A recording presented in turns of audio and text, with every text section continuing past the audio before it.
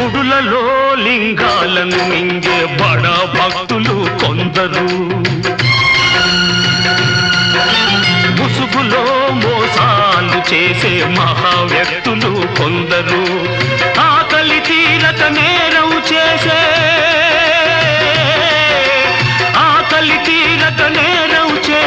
అభాగ్య జీవులు కొందరు.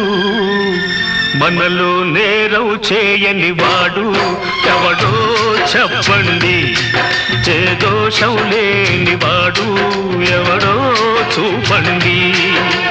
మంచిని సమాధి చేస్తారా? ఇది మనుషులు చేసే పనియేనా?